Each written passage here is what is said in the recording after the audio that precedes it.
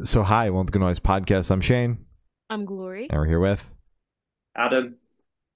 And Ben from the Nightmares. and we're asking some questions to say about their new album, Séance. So congrats on that, by the way. How do you feel about the response to it so far? It's been absolutely amazing so far. We've been, especially today, there's just like a flood of stuff coming through, like reviews and different pieces, and just seeing people's like reaction to the record. For like a new band like us, it's really mind blowing to have a record out on this scale and have like the labels we've got behind us, which is it's all very surreal, isn't it, Ben? And we've just been trying to take it all in and enjoy each moment as it comes through. Yeah, absolutely. We've been really waiting on this album for a while now. It's been about 2 years since we recorded it back in April 2020. Yeah. 2020, what 2021? 21, yeah, 21. So yeah, it's an amazing feeling, and we're so happy. Really are. Hell yeah, the album is awesome. Mm-hmm. You scared me a thank you bit. so I much. thought you were gonna say you recorded in 2020. My heart dropped. I was like, "Shit, I am so sorry." That's good. No, 2021. no. That's bearable. To be fair, it's hard to remember those Yeah, those few years what happened when. But yeah, I think it was like absolutely. April 2021. But we wrote it in 2020, so it has been like a few years in the making. We wrote it. We did we start like was it March right at the start of the lockdown, I guess. So Yeah. whenever that was. So Yeah, Damn. yeah, it's been a long time in the making. it has Yeah. been a long time. When you look at it like that, it has been a long time. Yeah. Absolutely. Absolutely. Oof. So, is there any meaning behind the album title or cover art? Yeah, but it's quite an interesting one. During lockdown, me and Eleanor, who is also in the band, we're married, so we obviously were in lockdown together, and we started experimenting with like the art of the seance. So we started trying them, and at the same time, it was around the same time we'd already started writing music, but as we started experimenting with that stuff, it kind of like started to weave itself into the songwriting.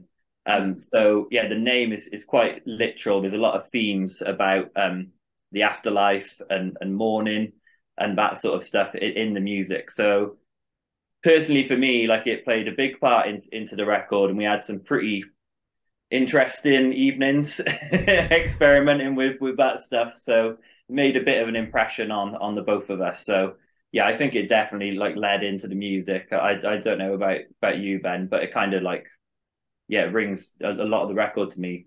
That Absolutely. I believe I was actually re-listening to Pink and Grey the other day, and I realized how much the lyrical content in that has definitely bled, from the seance experiences, bled into that song in yeah, particular. Other than that, From Above, we used the experience that Adam and Eleanor had to inform that video. I know Adam had a strong idea around the visuals for that he wanted to use, and I feel we did that well. The artwork is actually by our drummer, James. Um, I'll be honest, I don't actually know what the image is. yeah. It's It's a a face, photograph isn't it? we found because Yeah. we had sort of like decided on this red and black theme. We wanted the cover to be striking, and we started looking through people who use like like red and black photography.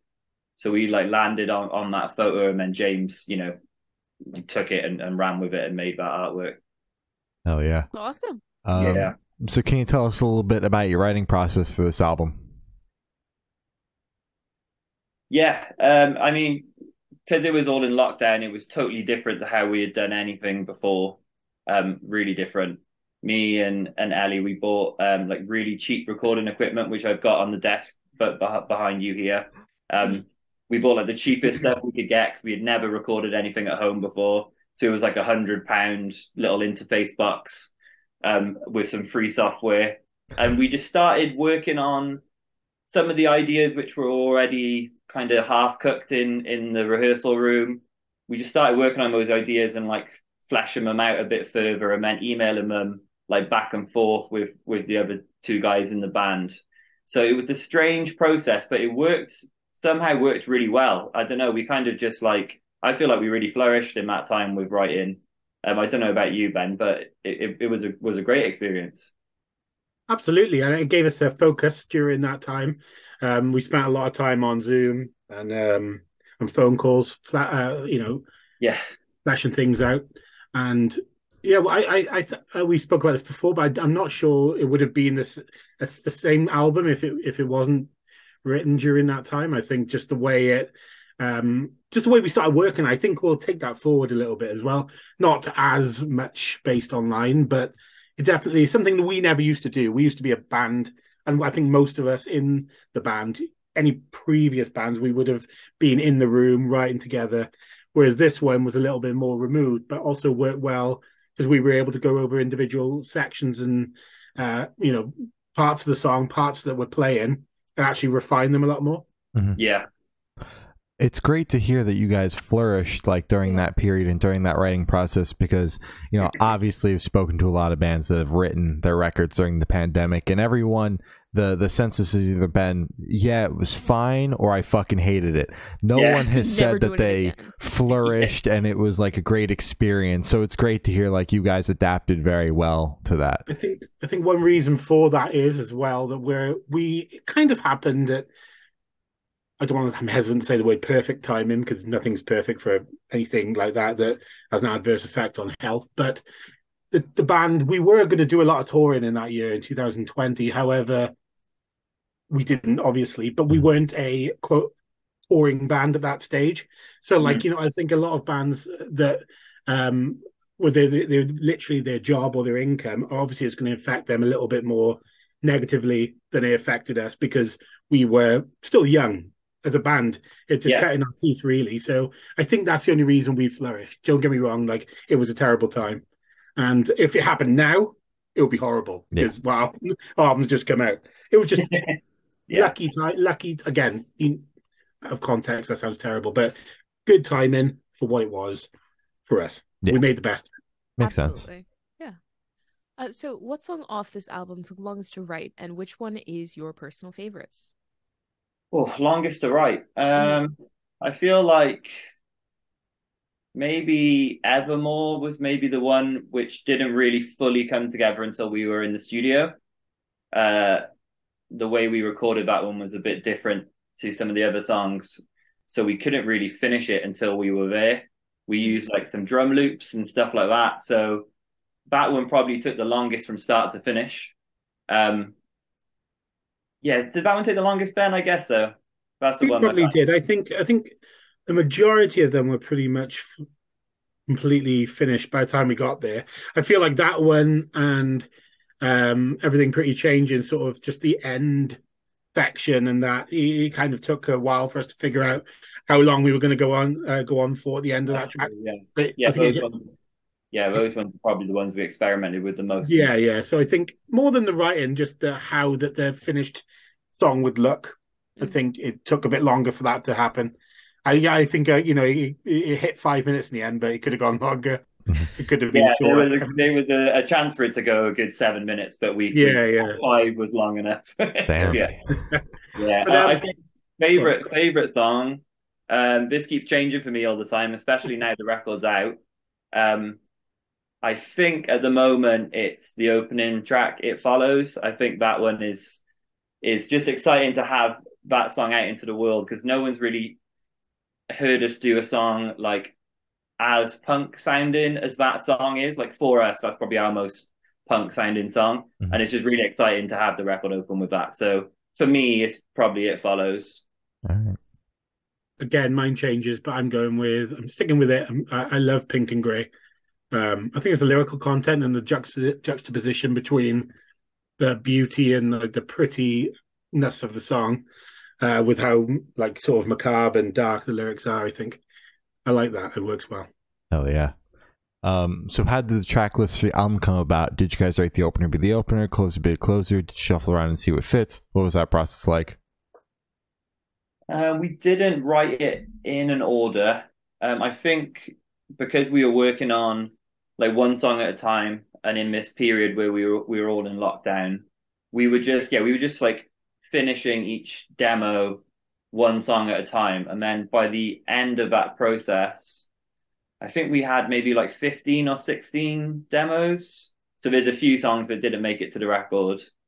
Yeah. And it was just like a group discussion. It didn't even feel that hard when we put together the track list. We felt like It Follows was like an obvious opening song because of like the intro, and then everything pretty changing felt like the end. So we kind of had our bookends, and then I don't know, we just cut. I think probably in a day we had like the track list, just like sending ideas around. I think it helps because of things like SoundCloud now. That again, Yeah. you wouldn't have had that 10 years ago, would you? Or back in the day. So Yeah. like to be able to actually look at them and listen to them in that order was you were able to sort of understand the flow. And I think we did look at it in a kind of like a 2000s era influence, like some of the the way that those records in that era sort of start with a bang, hit, and then there's not hit as in like hit single. I mean like as in instant songs, and then towards the end, the long tail off. For me, it reminds me of Finch's "What Is to Burn." There's a song called "Ender" on the end of that album, which is an album I love. And just that sort of thing of like trailing it out. Because I used to fall asleep to that album when I was younger, so I feel like that would be a good way to, if someone was listening to it in their bedroom, you could just drift off. You want someone to fall asleep to your music? Yeah. I visually, I don't know, but I feel that would be a nice way to finish the album, and I think we all agreed on that. So yeah, definitely. All right. So would you be able to tell us where Headspace is at while you're creating this record? Yeah, it was, as much as we're talking about like the lockdown being a positive thing for the band, which it was because it gave us time away from work and time to focus on the music. Mm-hmm. Personal headspace was a really difficult year. Eleanor works for the NHS, so she was working frontline during COVID, which obviously was really intense over here. And that, as it always would come home with her because it was a heavy thing to deal with. Some of us lost jobs, so headspace wise it was a pretty difficult year. We all lost personal loved ones between us as a band, but like Ben was saying earlier, it was a blessing to have the music to focus on, because it really felt like with all of that stuff going on, just sitting in this room is where we did most of the demo in, I'm sat in now, and just being able to sort of like hide up here and just work on music and kind of forget about all of the noise, outside the door was an amazing thing. And to be able to connect, we were doing it this way on Zoom and just have calls and work on parts together and talk about the songs. It really did feel like to me personally felt like a really like needed escape. I don't know if it felt the same way to you, Ben, but it was really like kind of like a healing process through all of it for me. Yeah, it was definitely a cathartic thing to keep that, to keep the connections between the band members as well. I think they did get stronger during it. We are, like I've said before, and I feel like we are a little family now. And yeah, it's something. It's just a focus, wasn't it? And whatever that might be for each individual person during that time, just to take away from the horrors outside the door. I think it was the perfect thing for us to channel our positivity and our energy into, and we were able to create something out of a terrible situation, which surely that's the beauty of art, isn't it? Absolutely. Yeah. So how do you recommend your fans to listen to this album for the first time? Should they do it in the car with friends, in the dark with headphones on? Is it a workout album, party album? What do you personally recommend? Good question. I got this. I think I'd say I always, the way I consume music as a young person was mainly through my headphones in the dark. I guess that's what the albums that touch me are usually something I fall asleep to, and I don't mean that in a derogatory sense. I mean, it gave me peace. It gave me peace at the end of the day, and I was able to, you forget about the world outside. It's escapism. So for me, it would be that. I'm not sure how people really consume music generally now, but for me, it would be headphones in the dark. Okay. Yeah. I think that's a great way to listen to it for the first time. I think, like Ben's saying, sadly, a lot of people probably will just listen on their phone, their phone speaker. On Spotify Shuffle too. The horror. But I would say the best way to listen to this record is on vinyl. and Sure. from start to finish with the lyrics out, like a fully consume it. But I know that's more rare of the way people consume music now, and like I'm guilty of that myself. Like I've got like a big record collection, but I still, when a new record comes out, the first time I hear it, most of the time is on Spotify in my phones. Like going for like a run, and that'll be the first time I hear it. But if there's a record I love, I make sure I buy it on vinyl and fully experience the whole record with the artwork, in my hands. So I would love people to hear it that way. Okay. And Adam, why don't you go ahead? Where can we find the vinyl for this album? Plug away. You can find it worldwide, which is mind blowing for us. It's so cool. You can find it in the UK and Europe through Ven Records, and you can find it on the other side of the pond in America and the rest of the world. You can find it on Equal Vision Records. Fuck yeah. There you go. Awesome. So this one should be super, super quick. Off the top of your heads, I want you guys to describe this album for new listeners in 3 words. 3 words each, 6 total. No more, no less. Do you want to go first, Ben? Yeah. Beautiful, macabre, romantic. Nice. Yeah, I'm going to go for dark, moody, powerful. Perfect. Good words. Well done. So in that same train of thought, is there a certain feeling or emotion you want listeners to have while going through the album? That's a good question. I think I kind of touched on this a little bit already, but I think this record for me was really healing, and a lot of the lyrics are kind of touch about mourning and losing someone you love. So I would love it if anyone, if one person listens to this record and gets anything from it that's healing. I think that would be amazing. Yeah, I'd second that. It's just getting that a comfort or escape.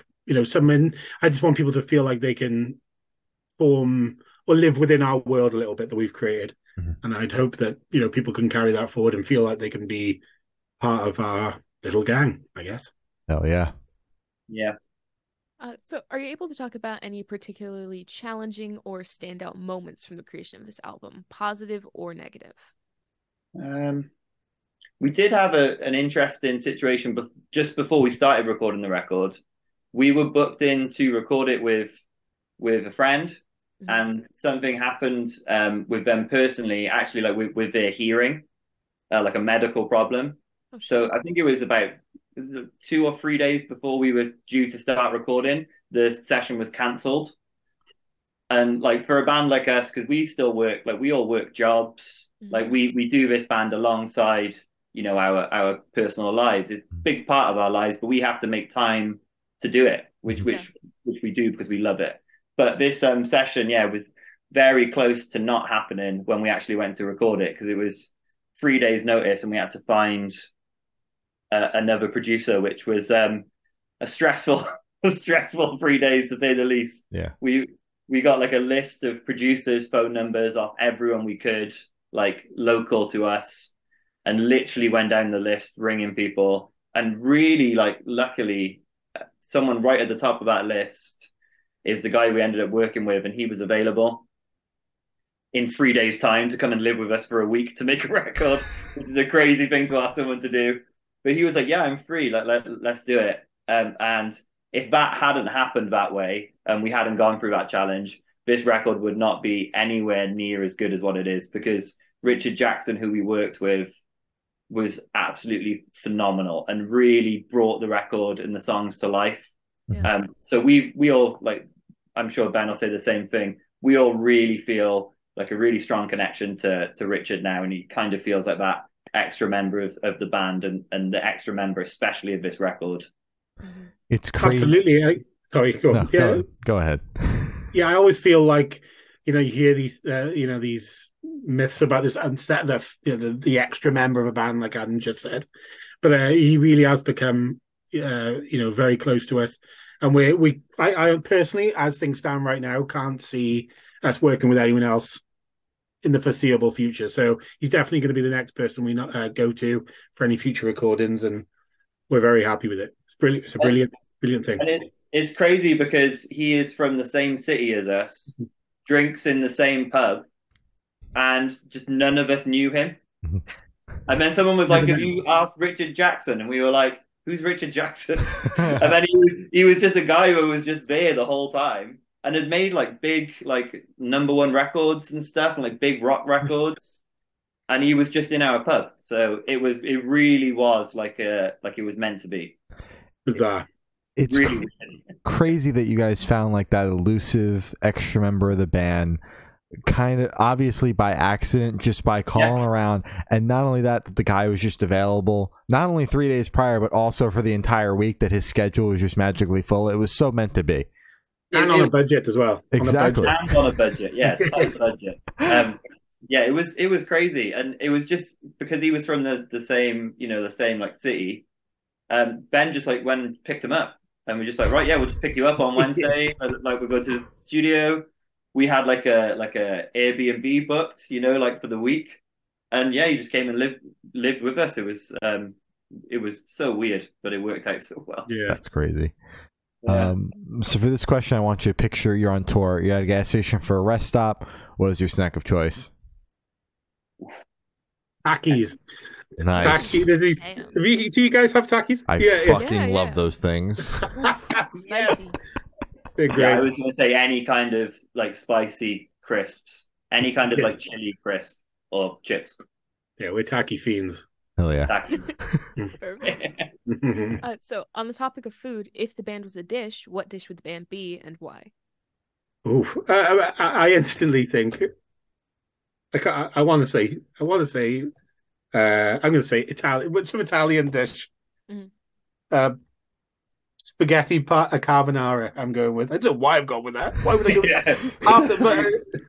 I'm going to go more metaphorical. Yeah, good metaphorical.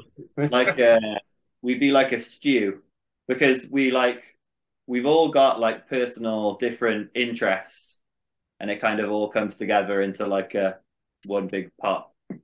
But that's sense. Yeah, that's genuinely a very good. That's a good answer.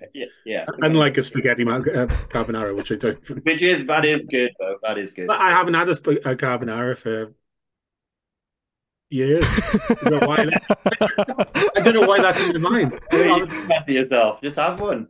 Subconsciously, I want one. It sounds like you know what's for dinner tonight. If I forgot it's later over there. I don't know if you already had dinner. Yeah, I haven't yet. So for the last couple questions, we're going to shift completely away from music and go straight to death row. Boom. So if you were on death row, what would your last meal be with a drink? Well, we know yours, Ben. Mine would definitely be Chinese cuisine. Okay. Probably some sort of salt and chili thing with sweet and sour sauce, egg fried rice, some veggie spring rolls, and a massive bottle of probably Pepsi. I'm known for loving Coca-Cola, but I'm going with Pepsi. Okay. All right. No ice. No ice. Damn. All right. Yeah. That's on the dot. I would go for, I think, Japanese food. I really love like tempura, like battered vegetables. Mm-hmm. Yeah, mate. I think some kind of dish like that. Yeah, like tempura vegetables would be amazing. And then, yeah, probably, I could say a beer, but then if I'm being honest, if this is going to be the last drink, beer serves a purpose, doesn't it? You drink a couple of beers to have like a nice evening, whereas like a Coke just tastes good, just one on its own. Yeah. So I think like a Japanese meal and then like a Coke. All right. So addicted to Coca-Cola. Oh man, that company. I blame your side of the pond for that one. That's all I can say. I'm addicted to it. So if you could live in one fictional world for a week, where would you live? Ooh. I think I'd pick Twin Peaks, just to experience the weirdness for a week. That's a good answer. Yeah. My mind's racing. Because I really want to say something cold, but for some reason I'm thinking Avatar, and I don't know why I'm thinking Avatar. I have to say Avatar, because it's in my mind. Avatar. Avatar. It looks beautiful. So, and the people seem lovely. So, Yeah, You man. know, if you're not apart from the cutting down their nasty shit. humans, not the Yeah. nasty humans. The what are they called in Avatar? What do they call them? I don't know. I know what the world is called. I know it's called Pandora, but I'm not sure what the little people, the tall people. I say little, they're like 8 feet tall. They seem pretty cool, and they can swim around, and it just looks nice, especially underwater. I like that film. I enjoyed it. Oh, I haven't seen I'm it a fan yet. of James Cameron. Mm-hmm. Avatar. All right. Perfect. Sounds good. So I have the honor of asking the last question. Every single person that we've spoken to have said that it is the most important question. What's your favorite color? Black. Is it? Which is no color, isn't it? So, Yeah, it's absence of color, isn't it? Mm-hmm. So I'm going to say red. Most of the teams, sports teams I like, are red. So I'm going red. All right. All right. Yeah, if I can't say black, then I would probably say amber. It's just for my football club. That's the only thing I can think of. Nice. Yeah. All right. Yeah. So as I said, that's all the questions we have to say. Is there anything that you would like to plug? I would just say to anyone listening to this, just go and check out our new album. We're super proud of it. We're so thankful to have it out in the world with the label supporting us, and everyone being able to hear like our first full body of music is incredible. So go and check out the record. And we're also in the UK. We're on tour next week with Miss Vincent. Hell yeah. So that starts in April 19th.